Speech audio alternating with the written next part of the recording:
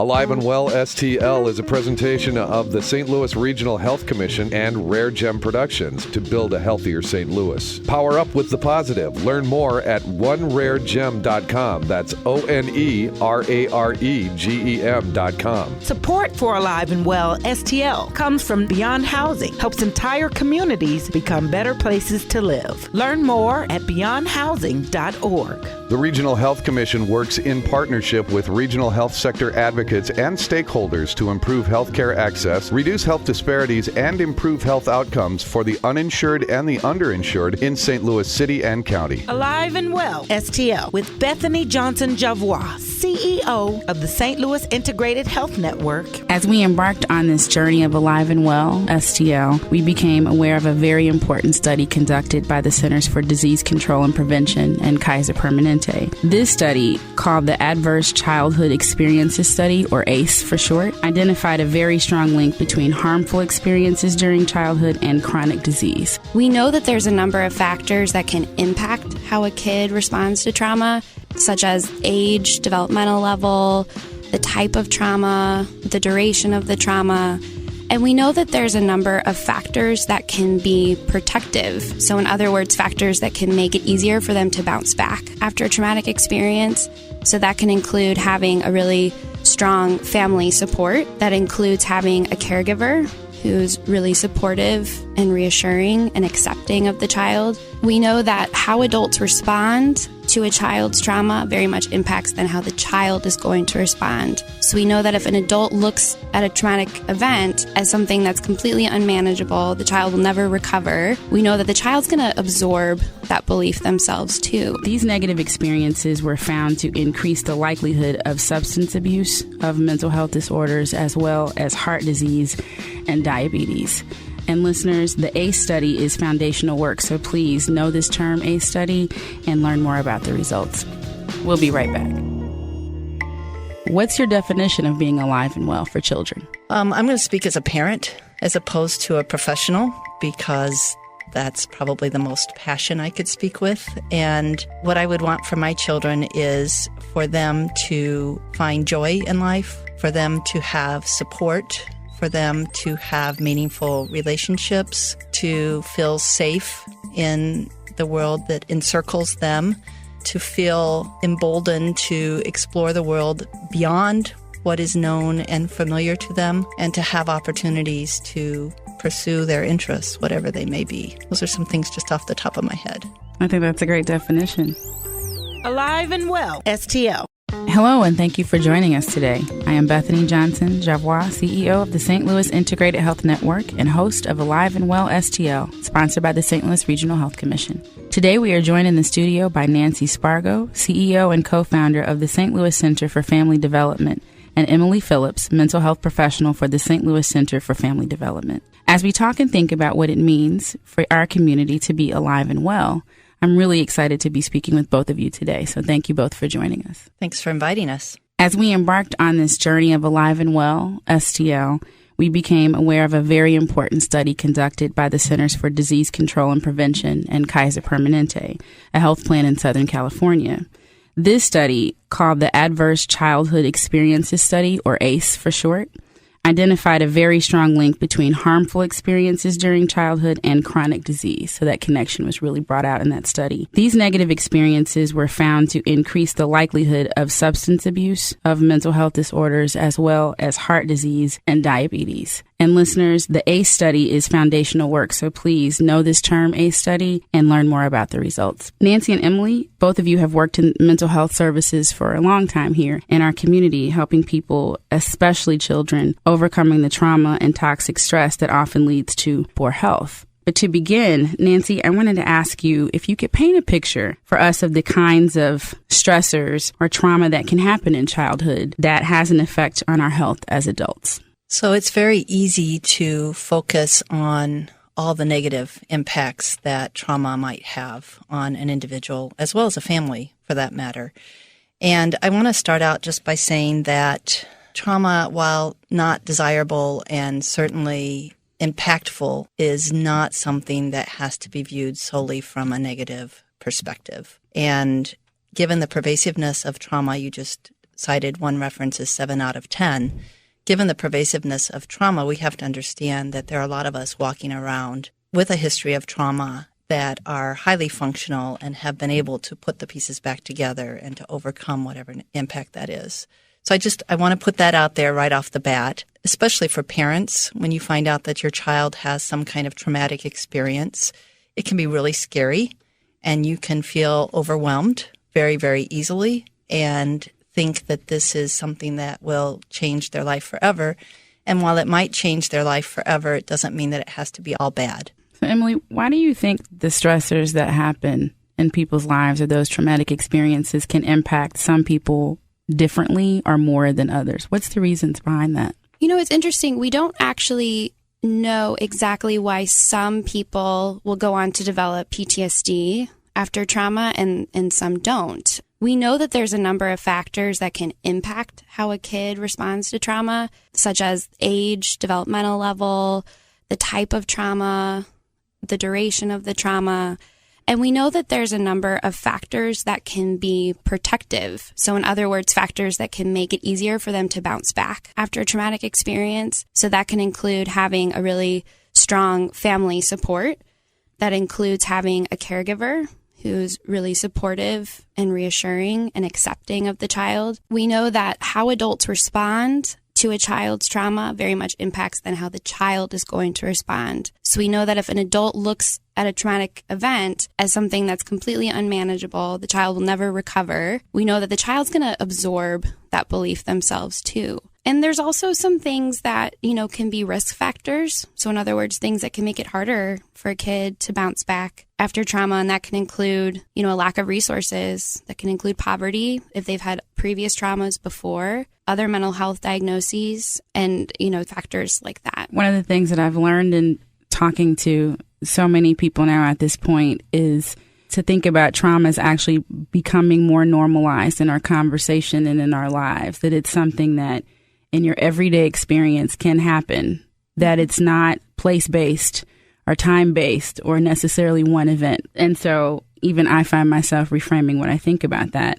and how I think about trauma. And as I hear you both talk, I'm reminded that this information and how we're talking about this is important to everyone, not just a specific segment of our population. But today we're really talking about children. So I wanted to ask, there's a statistic out, I'm not sure if it's related to kids, but research shows that 70% of us have experienced at least one traumatic event in our lives. Now, I interpreted it one way, but I'd like to hear your reaction to it. It means to me that 7 out of 10 people in my church pews have at least one experience. And I'm not even sure they're sharing it with me, and I sit near them every week. In the grocery store, I think about people standing in line. There's 10 people in line. There could be 7 of those 10 in the checkout that have experienced something. Or the bookstore, or at a club. People have had really painful experiences. And many times when I talk to people as an MSW, they talk about the core being from when they were a kid. And all of a sudden, they go back to being that child. You can hear the voice, and it sounds like a young person again. So what's your reaction based on the work that you're doing? Is that true, or how should we be looking at that? That's a lot of people. It's not half. It's over half. It's people that you don't More even... than 2/3. Yeah. It's your family reunion. It's your family. It's like 3 people, the guy that's cooking and maybe one more person that's not in that category. I want the audience to kind of think about how prevalent, because life happens, that it is. I would respond to that by saying that 7 out of 10 is what has been identified. Yeah. And in reality, the number might be even higher, Yeah. depending upon how you define trauma. It is a pervasive issue. And again, there's a continuum as well in terms of the impact of the response that individuals and families and communities have, right? So you can define trauma in such a way as it can be a minor car accident, something pretty mundane, Yeah. right? And that is upsetting. It shakes you up, right? So that could be traumatic. Somebody might develop post-traumatic stress disorder from a minor car accident, depending upon the rest of their circumstances in their life, kind of like what Emily was saying, given the other circumstances.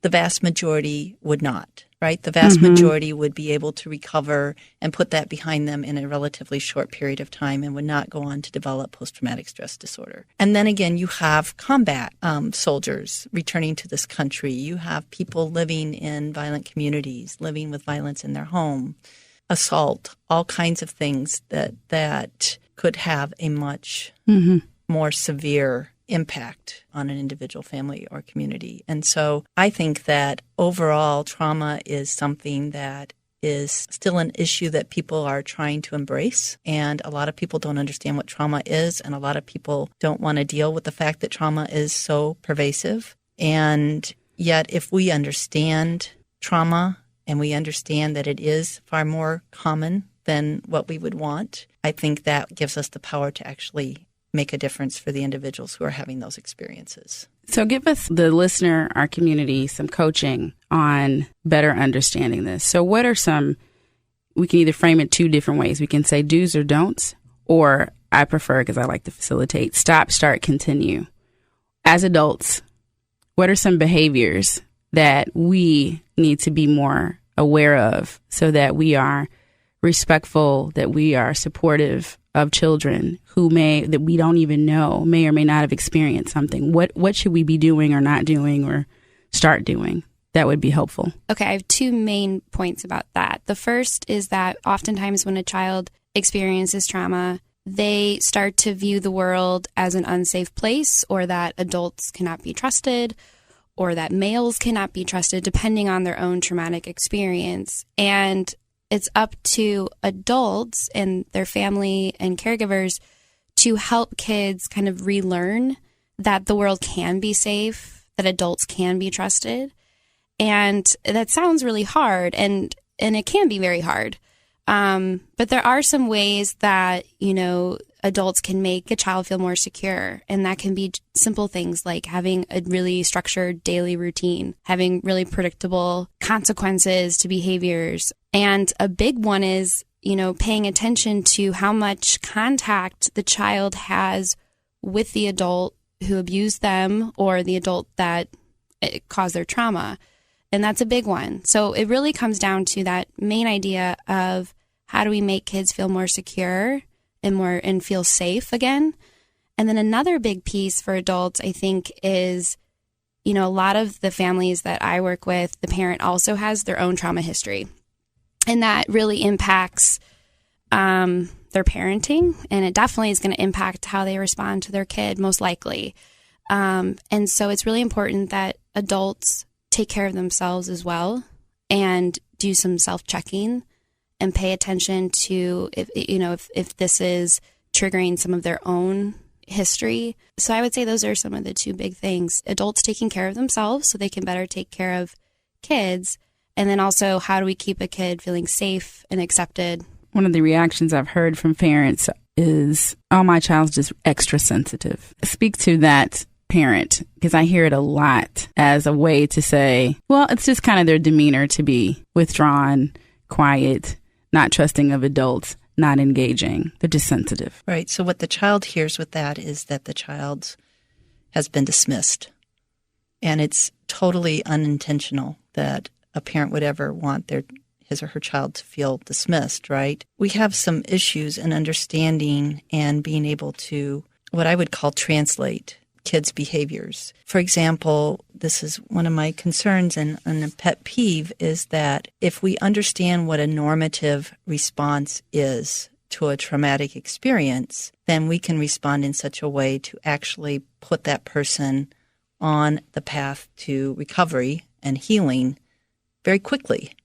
But if we aren't able to embrace the fact that something's wrong, if we aren't understanding of what a normal response to a traumatic event is, then that's when we draw conclusions that are not as helpful and can actually end up being punitive and discourage the child from opening up. One of my pet peeves is that professionals who might not understand a normative response to trauma misunderstands a child's behavior. And we end up with children getting diagnosed with really serious mental health disorders and medicated accordingly. And the child doesn't have that disorder, nor does that child need to be medicated. And so the message that child gets is that there's something wrong with me. So it's really important, not just for the parents, but for the professionals to really understand what happens when somebody gets traumatized. How does that change behaviors? How does that change how somebody relates to the world, how somebody understands people, how somebody feels about him or herself? And children don't have the language. They don't have the vocabulary and the means to communicate like adults. And so they communicate through their behaviors. So if you have a child who is extra sensitive, to use your example, a child who's going to cry easily, or a child who's clingy, or a child who's fearful, or a child who's jumpy, any of those things, those are all normative responses to trauma. Every single one of those. And if we look at that as the child has a problem or the child is bad, that, I think as adults, we feel a lot of responsibility to guide our children, and it starts with us feeling like we have to be the authority and we have to discipline children, as opposed to looking at those behaviors as a means of communicating something's wrong, communicating I need something different. For me, it really starts with, how do you understand your child's presentation? Or how do you understand the child? If you're a professional or you're a provider, medical provider, childcare provider, it doesn't matter. How do you understand what the child is communicating to you, and how are you going to respond based upon that? What would you say to listeners who are trying to find the right way to engage? So instead of being punitive or disciplinarian, what types of open-ended questions can parents or caregivers ask that begins the conversation in a healthy way, if they're suspecting that maybe there's more to the story than what they know? There's one thing that we talk about as providers quite a bit that is just so simple and I think really concrete. Instead of asking a person what's wrong, which implies some kind of disorder, something has to be changed, something's broken. Instead of asking what's wrong, you ask what happened. And just by asking what happened, it takes whatever it is, it takes it out of the domain of that individual person. It's not about that person. It's something that happened externally and impacts upon that person.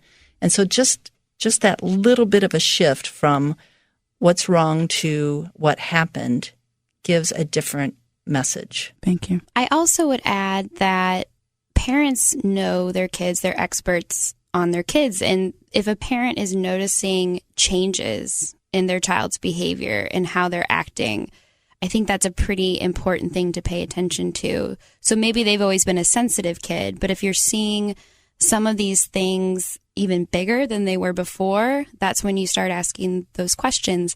And it's also important to know that by talking about trauma, it's not going to make the kid worse or feel worse. It's not going to make the child develop post-traumatic stress disorder. Having that open conversation is actually really helpful for a child to start that process if they have, obviously experienced trauma. Do you have any other thoughts about things that people can do today, right now, to begin the path of healing and resilience versus some unhealthy habits that it's time for us to break? I have a few things, I think, in terms of parents, just that are kind of concrete things that a parent can do that would help a child. One is, and this goes for any parent in my opinion, but one is to recognize the need for control, especially people who have had some kind of interpersonal trauma, but even those who have experienced a natural disaster or a bad accident or a disease, surgery, something like that. Control becomes really important because in the act of the trauma, you've lost control. And so it's only human for us to feel the push to assert ourselves and try to regain that sense of control. So as a parent, you can look at that as kind of a pain in the neck that, your kid has just one way to do things or something like that. But I always give people the example. And so it's bedtime and you tell your child, this is a young child, but you tell your child it's time to go to bed, and the child, of course, doesn't want to go to bed. Most children don't want to go to bed when it's time to go to bed. And so instead of saying you have to go to bed or getting into a power struggle and becoming authoritative, you give them a choice. I can either give you a piggyback ride or you can walk. Which would you like to do? So the choice isn't about whether you're going to go to bed. It's about how do you want to get there. But just by doing little things like that, by giving them choices that you can be comfortable with, teeny tiny little things, it helps them to feel more in control, right? And so addressing issues of control like that. The other thing that I think is really big is trust. So there's been some kind of betrayal or some kind of break in the sense of safety.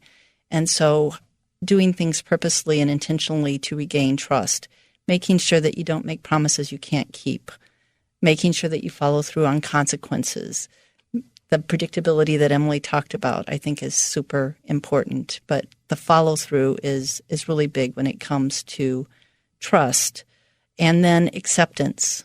And a lot of times when people have traumatic experiences, that stigma and that shame kicks in. And it's really easy for somebody to feel like something's wrong. That impacts upon how you relate to the world, how you relate to yourself, much less how you relate to anybody else and the world at large. And so as an adult in a child's life, being able to convey that acceptance of who the child is, maybe not the behavior necessarily, but who the child is, and that just because that child is a person, you're going to accept that child and love that child. That's a great distinction. The behavior versus the person is not the same. Right. Yeah. You don't always want to condone the behavior, right? Because we all make mistakes. You can separate that out and talk about liking somebody, pointing out personal traits that are favorable, that are desirable, that you appreciate, even if you don't like the behaviors. Any other steps or actions you're thinking about, Emily? Well, I would just add for parents that it's okay to ask for help from not only your own support system, so that might be family members, church members, but also from, the mental health professional community of St. Louis. There's a lot of places in St. Louis that are trained to work with children who've been through trauma, including our own organization. It doesn't mean that you're not a good enough parent. Again, it's hard enough to parent a child, but to parent a child with a trauma history is that much harder. And then if you add a parent's own trauma history, that's even harder on top of that. So that would be the one thing I would add as far as what steps people can take is seeking out resources for their child. And that can be in your own community or it can be an outside person as well. So as we close, this is my favorite part. Social workers do it all the time. We want to think about the strengths of a system and we want to shape things for the positive. So given all of those you've worked with in your career, perhaps even personally, share with us your most favorite story of recovery that really helps us to embody the concept or theme of alive and well. It's so hard to pick a favorite. My most recent experience of recovery, because there are so many. But the most recent one was really special because I did individual therapy with a 14-year-old girl who had been sexually abused by a family member. And at the same time, her mom had trauma therapy with a colleague in the same office. So the mom and my client were both receiving trauma therapy. And the changes that we saw in both of them as individuals were amazing. And then for their relationship was incredible as well. It really brought them closer together. It strengthened the child's trust for mom.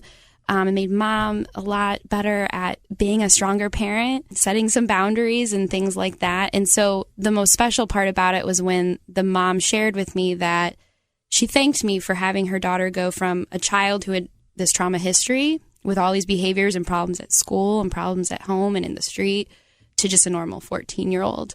And that's exactly what my goal is for these kids to go back to some type of normalcy. It'll always be a part of their history, but for them just to kind of just be a normal teenager, that was really special. Like Emily, I don't know that I can pick a favorite, but a story that I can share about a client that I thought was just a really important illustration is we were working with a 6-year-old boy, and we knew that he had been traumatized. He, too, had been sexually abused. And there was a single mom, and she had 3 kids. I assume she still has 3 kids. There were 2 younger children and then the 6-year-old. And the 6-year-old was having a lot of difficulty sleeping. He was wetting the bed. He was aggressive with his siblings. He was clingy. He was causing her a lot of hardship because she wasn't sleeping at night. It made it difficult for her during the day, and she was more irritable, like anybody would be when we don't sleep. And when we started serving them, it didn't take too long before we discovered that the person who had sexually abused the little boy continued to live across the street. And nobody had stopped to think about what that would mean to him. And he didn't trust that this person wasn't going to be able to get him, quote unquote, again. And he didn't trust that he wasn't going to run into him. He didn't feel safe. Long story short, he did not feel safe. And in that case, it really did take something so concrete as literally moving. Once we realized how much of an impact that was to have that person living across the street, it became clear to the mom that she needed to change her living arrangement. And once, it took a little while, I'm not going to say it happened overnight, but once they had gotten settled into new housing and he started calming down, then we could deal with the behaviors and we could deal with his lack of trust and feeling unsafe. And, so the aggression decreased significantly. He was able to sleep better. He was able to separate from his mom a whole lot more effectively. Mom was that much better of a parent because she was getting sleep and because she wasn't so worried and stressed out. And sometimes it's just really simple things that can make a huge difference in a person's life. And that was a life-changing thing for him and his family. First, I want to thank you for sharing just such a wealth of information and positioning this in a way that, for me, instills some hope and some expectation of hope that is to come in the future. Is there anything else that you want to add that our listeners need to know before we close? I can offer a couple things, I guess. One is that as providers, we are people first, and so understanding and accepting that trauma really is a pretty common experience and that a lot of people are able to rise above whatever the impact of that traumatic experience is and to go on, and whether it is to help other people or become CEOs or judges, whatever it is, that it doesn't have to be something negative and that it can actually help us learn that much more about ourselves and relationships when we have to overcome those things. And the importance of being open and non-judgmental. I think a lot of times, unfortunately, there are a lot of people out there who are really quick to blame parents for a child's behaviors, really, really quick, and are incredibly judgmental, and whether it be of the child or of the parent. And I think it's really important that we be that much more open and that we understand that the behaviors are nothing more than a way to communicate. Thank you. Emily and Nancy, thank you again for joining us. And thank you to the listening audience for joining us again for another episode of Alive and Well STL. We look so forward to talking again next week. For more information about today's program and to become involved in Alive and Well STL, download the smartphone application Bonfire, BONFYRE, and search for Alive and Well, or visit us online at aliveandwellstl.com. We'll be back next week. Thanks for listening. We are grateful for your gift of time to this conversation. We encourage you to stay involved and get involved. Visit aliveandwellstl.com to learn more. You are invited to join the conversation. If you, your family, or your organization is interested in talking about how we better the well-being of the region, sign up for more information, join the conversation, log on to aliveandwellstl.com, and let's build a plan on how we can work together and improve our overall health and become alive and well. The Regional Health Commission, with Chief Executive Officer Robert Friend Jr., committed to providing a detailed review of change over the past decade in 14 leading health indicators for the city and county of St. Louis. The first decade review of health status report, an update to building a healthier St. Louis. Discover the narrative, the data, and celebrate the progress already made to improve healthcare access and reduce health disparities in our region. Learn more at stlrhc.org. Alive and Well STL is another positive production of Rare Gem Productions. Thanks for listening.